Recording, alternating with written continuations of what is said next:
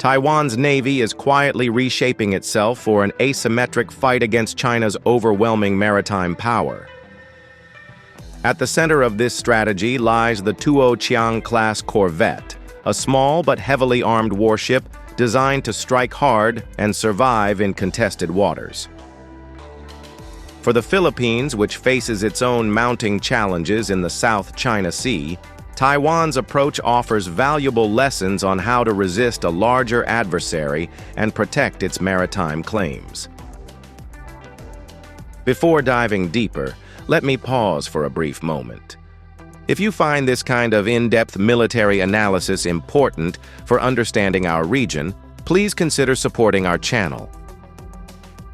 A like, subscription, or a share goes a long way to help us continue delivering high-quality content for our community. Now let's get back to the analysis. The Tuo Chiang is not a traditional frigate or destroyer. At only 600 tons displacement, it is significantly smaller than the massive destroyers fielded by the People's Liberation Army Navy.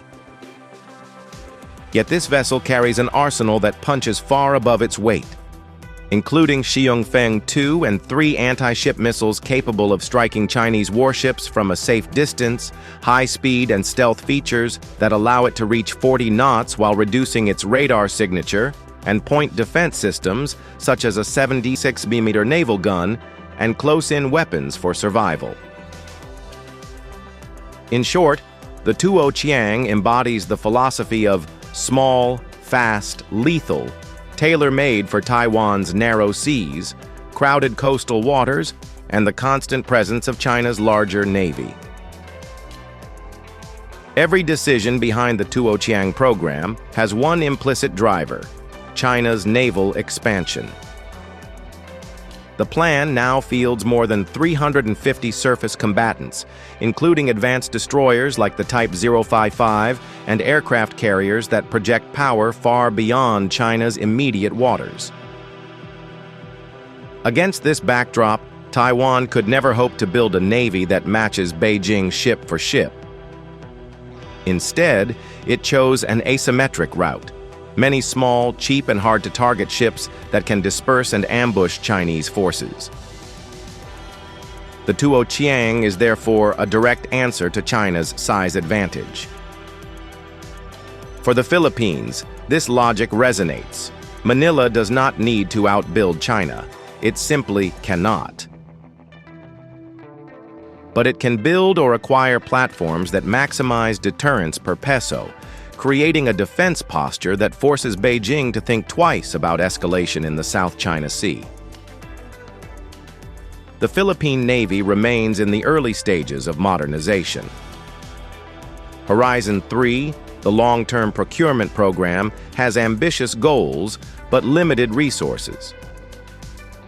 Currently, the fleet relies heavily on second-hand frigates and offshore patrol vessels, many of which lack advanced missile systems.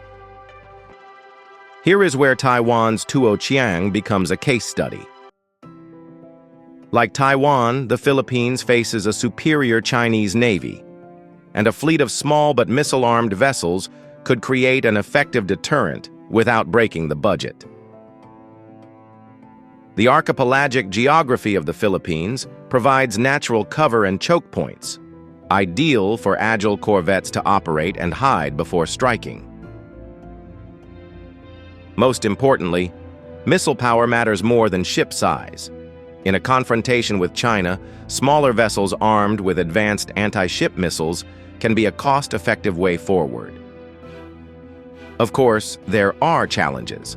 Unlike Taiwan, the Philippines does not yet have an indigenous missile program comparable to the Xiongfeng. Manila would need to rely on foreign systems such as the American Naval Strike Missile, which is already being considered under enhanced defense cooperation agreements with the U.S. Domestic shipbuilding capability is also limited, while Taiwan invested years into developing its own defense industry to deliver the Tuo Chiang. Partnerships with allies like South Korea or Japan could bridge this gap, but political will remains the decisive factor. Taiwan's asymmetric investment was driven by relentless Chinese pressure. For Manila, the question is whether tensions in the West Philippine Sea will finally create the same urgency. One cannot analyze Taiwan's corvettes without linking them to the broader strategic map. The South China Sea and the Taiwan Strait are not isolated theaters. If China were to initiate action against Taiwan, its naval forces would likely project across both regions. For the Philippines, this creates a dual reality. Bases in northern Luzon are just a short flight away from Taiwan, meaning that if conflict erupts, the Philippines may inevitably be drawn in as a logistical hub for the U.S. and its allies. At the same time, Taiwan's defense posture provides indirect lessons. Manila can observe how Taipei organizes its asymmetric navy against China and apply those lessons to its own modernization. Beyond Taiwan and the Philippines, the regional dimension cannot be ignored.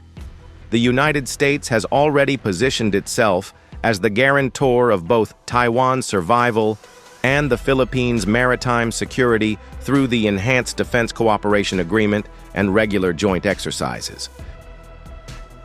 Washington views the two flashpoints, the Taiwan Strait and the South China Sea, as interconnected battle spaces in its long-term competition with China. At the same time, ASEAN nations watch cautiously. While many remain hesitant to openly confront Beijing, the trajectory of Taiwan's asymmetric strategy and the Philippines' gradual modernization could shape a broader Southeast Asian consensus. That survival under China's growing shadow requires investment in credible deterrence, not symbolic gestures.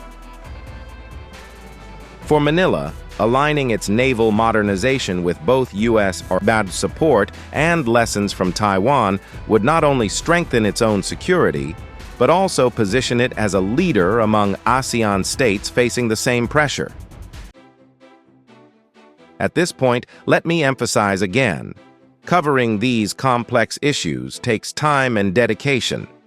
If you value insights that connect Taiwan's military modernization to the Philippines' own security challenges, please take a moment to support our channel.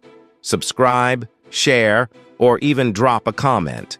Your engagement helps amplify these critical discussions in our region. Taiwan's Tuo Chiang Corvette is more than just a warship. It is a symbol of how a smaller nation can resist a giant neighbor through smart design, strategic clarity, and determination. For the Philippines, the lessons are clear. Don't chase tonnage, chase capability. Don't try to match China's numbers. Focus on making every ship a threat. Don't ignore geography. Use the archipelago to your advantage.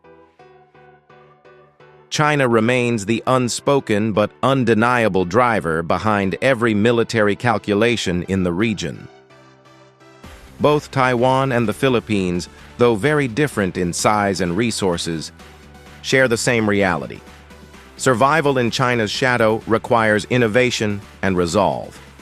The Tuo Chiang shows one way forward. Whether Manila will take inspiration or wait until it is too late remains the central question.